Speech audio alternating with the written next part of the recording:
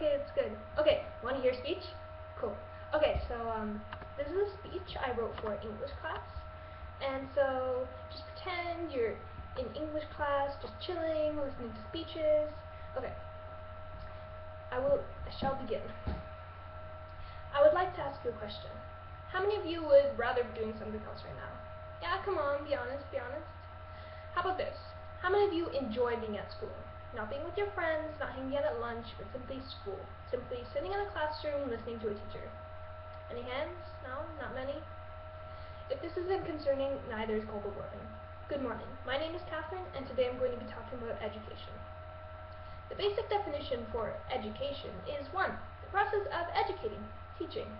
2. Knowledge, etc. thus developed. 3. Formal schooling. The problem? With a system created centuries ago, and testing so standardized that only the few who fit in that standard, and those who have figured out the way of the game can excel, creativity is lost and passion dwindles. Do you remember in kindergarten how exciting school seemed? How you didn't want to leave, how you couldn't wait to go back, when everything was new and games were essential? My question is, why can't it be like that anymore? At what point are we allowed to say, no, you're not allowed to have fun anymore? Sorry. And how can that even be healthy? A decreasing interest in school as time passes indicates a certain corruption and disconnect with the people the service is being provided for. We are allowing ourselves to be puppets in the show they call life, and instead of the system revolving around our generation's abilities and revolving around each individual's skills, we are forced to do the exact opposite, to figure out the system. We have evolved over millions of years to learn in motion, and with attention spans of about 10 minutes, the way we're learning is about as bad as it gets. The world has changed, and the schools have failed to change with it. The acceptance of the individual is key, and if students believe that what they are learning is important, they will want to learn. But there must also be recognition that we all don't learn at the same rates, and that there are parts of our brains that don't develop at the same rates either. Crazy, right? 40% of teens drop out of school in South Carolina, and in other high schools, they reach numbers around 70%. The rejection of education is on the rise, and most high schools teach 30% of their students that, well, they suck. By only looking at their grades and disregarding any other types of intelligences, someone who can become a fantastic plumber, who, by the way, can actually make a lot of money, is branded as a failure. They will then base themselves off of academics, and maybe even lead their life thinking that they are stupid, never getting to do what they are really skilled at or passionate about.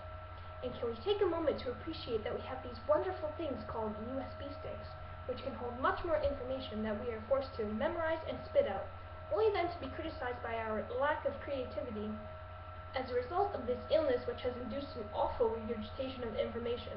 Oh, I'm sorry, I didn't know I signed up to be injected with an outdated shot of education. Stuck in the past, in a rut deeper than the Grand Canyon, seemingly impossible to escape due to the lack of imagination, I will simply ask, are you satisfied? You cannot tell me you are satisfied when your eyes are clearly glazed over with boredom. You cannot tell me you are satisfied when there is a harmony of feet tapping, impatient for the ring of the bell. You cannot tell me you are satisfied when you'd rather tell me you'd like to be in bed right now. Too many people are unmotivated and unwilling to demand for a change or work for a change because it seems like too much work. Too much work? There are countless people who go home each day and labor until they cannot keep their eyes open any longer, their heads collapsing on unfinished projects, wondering if it would be too much work. Their heads collapsing on unfinished projects, not even having enough time to wonder where their lives are slipping away, or how those lives can become so buried in work. Too much work? I assure you, any pain experienced in the struggle towards an education in which we'd want more work would outweigh the consequences of pointlessly idling, wondering if it would be too much work to create a well-deserved change. So, are you satisfied? So yeah, that's my speech. And I also made a poem, which is titled Death Trap, which I shall read to you. Okay.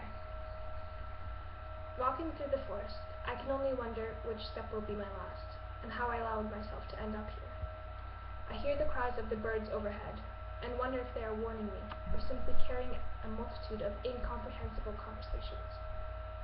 The crunch of the leaves underneath my feet snaps me back into reality, in which I am forced to admit that even though I knew this was coming, I was not able to prepare myself. The world becomes void of sound, aside from the whooshing of air as I tumble through open space. My stomach has found itself in my throat, blocking my screams and making my eventual and inevitable landing even more terrifying. Perpetual darkness pierces my eyes, and the terrain silence burns my ears. The cushion of hope I had longed to find at the bottom of this fall is crushed, and I remain here, broken, at the bottom of this death trap. Yes, so that's my poem, and that is basically my video. So I hope you enjoyed it, and comment below maybe what you want to see in the future, and if you like this video, give it a thumbs up, and maybe share it, because that'd be great. So hope you guys have a great day, and good luck with studying exams, because that's coming up soon. Fun. But after that, there's a 2 months holiday, summer break. But then, it's school again, and then more school, It's okay though, something to look forward to. But, yeah.